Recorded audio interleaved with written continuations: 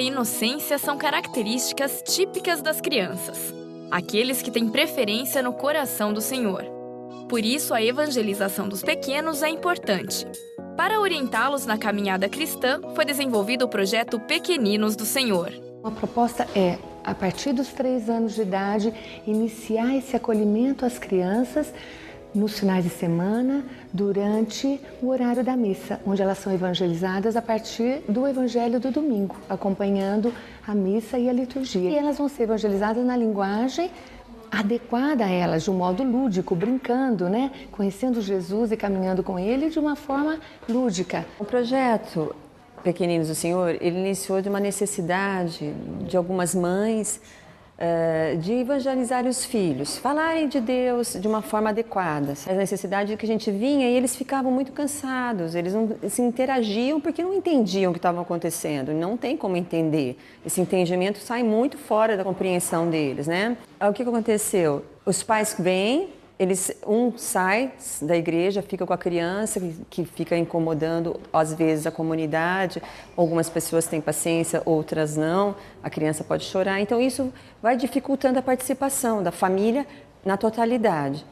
Então, foi algo assim muito prático e muito objetivo. Logo que chegam, as crianças são acolhidas e identificadas. As catequistas voluntárias são responsáveis pela orientação espiritual delas, enquanto os pais participam da missa. É um trabalho de fortalecimento da família, né? As minhas filhas participaram quando eram pequenas, hoje já são moças, e na verdade assim, transforma cada dia, né? Eu como voluntária, como catequista, a gente percebe que a nossa vida é modificada quando a gente acolhe as crianças. O projeto começou nessa paróquia em Campinas, interior de São Paulo, há 15 anos. A ideia foi aceita e se espalhou em outras comunidades.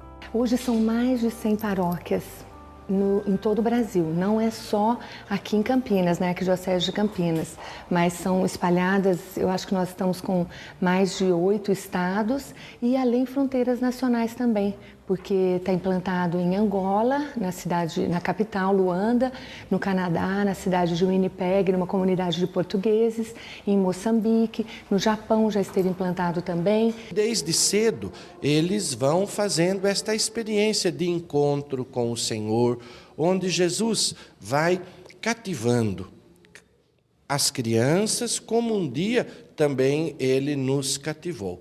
Eu acho fundamental esse trabalho nas nossas comunidades, porque era um trabalho que é um espaço que a gente não tem um trabalho organizado. Então, esta experiência dos pequeninos vem suprir essa necessidade. As atividades incluem brincadeiras e roda, tudo para despertar a consciência e a fé nas crianças. Eu aprendo várias coisas, eu aprendo... não sei dizer, mas cada dia eu aprendo uma coisa diferente sobre Jesus e Deus.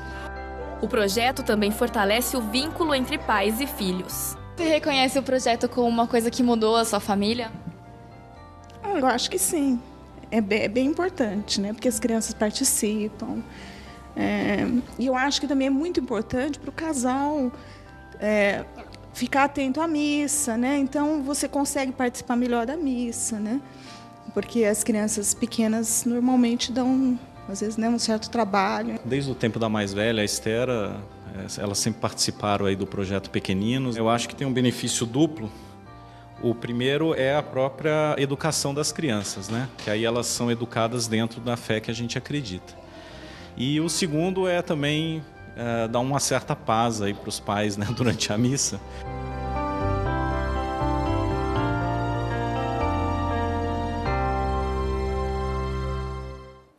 Falei da ação do Espírito Santo, quer dizer, ele que inspira a palavra, não dita, inspira. Tanto que não dita que 4 evangelistas que falam e descrevem as mesmas cenas o fazem de forma diferente, cada um segundo o seu jeito de ser, que o Espírito Santo respeita. Então, é o Espírito Santo que inspira e que, ao mesmo tempo, ilumina aquele que lê a palavra. Por isso, antes da leitura da palavra de Deus, é muito importante pedirmos a luz do Espírito Santo para que Ele nos ilumine a penetrar o sentido daquilo que Ele quis dizer à igreja. Uma palavra também sobre a tradição, que é muitas vezes mal compreendida por tantos, porque para a igreja a palavra escrita e a tradição têm o mesmo valor. Tradição não são invençõezinhas, histórias, não. É a ação do Espírito Santo na vida da igreja. Eu dou um exemplo. Jesus morreu pelo ano 33 da era cristã. 33. O primeiro livro da Bíblia foi escrito pelo ano 59, quase 60 anos depois da morte de Cristo. E não havia palavra de Deus naquela fase, aqueles quase 30 anos, quando as primeiras comunidades se reuniram? Havia tradição. Os apóstolos contavam, olha, um dia Jesus disse aquilo, olha, eu me lembro daquele milagre que ele fez. Outro, nossa, me tocou aquela cura que ele realizou. Mais tarde, que esta tradição, parte dessa tradição, foi colocada por escrito, dando origem, então, aos livros sagrados. Mas São João é muito claro no final do seu evangelho, de ver, se fosse escrever tudo que Jesus falou e fez, nem no mundo não caberiam os livros todos, para dizer, aquilo que escrevemos é uma pequena parte daquilo que realmente aconteceu e que Deus quer nos dizer. Bem, se a palavra de Deus tem toda essa importância, aí a gente entende o que é pecado no sentido bíblico. Pecado é não escutar a palavra de Deus, fechar-se a essa palavra, porque essa palavra contém a vontade de Deus a nosso respeito. Lá já nos primeiros livros da Bíblia, no Deuteronômio, tantas e tantas vezes a gente ouve aquela ordem do Senhor, escuta Israel. Então escutar é o primeiro mandamento da lei de Deus, a primeira coisa que Deus nos pede para fazer, escutá-lo. Deus quer nos falar e eu peco se eu fecho o meu coração à sua palavra. E o que dizer então de um cristão que se diz discípulo de Jesus e que não abre essa palavra, não a escuta, não se interessa por ela? Isso é pecado, é fechar-se à ação de Deus. Por outro lado, ler a palavra de Deus com o coração aberto, pedindo a luz do Espírito Santo, isto é graça, é abertura a Deus, é deixar que Deus tome conta e espaço no coração da pessoa. Diante de tudo isso, a gente vê que a palavra de Deus é uma graça. Deus não era obrigado a se revelar. Se revelou porque nos ama, quer nos contar os segredos do seu coração. E é um grave, realmente, pecado nós nos fecharmos a esta sua revelação, fecharmos os nossos ouvidos, ficarmos indiferentes à sua palavra, à sua vontade.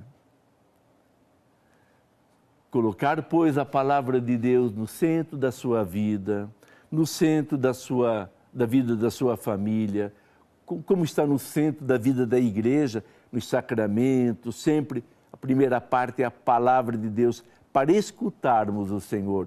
E depois, escutando, nós respondemos com a nossa oração. Então, colocar a palavra de Deus no centro da própria vida é dizer, Senhor, sou teu filho, sou tua filha, quero seguir a tua palavra, fala, Senhor, que o teu servo escuta.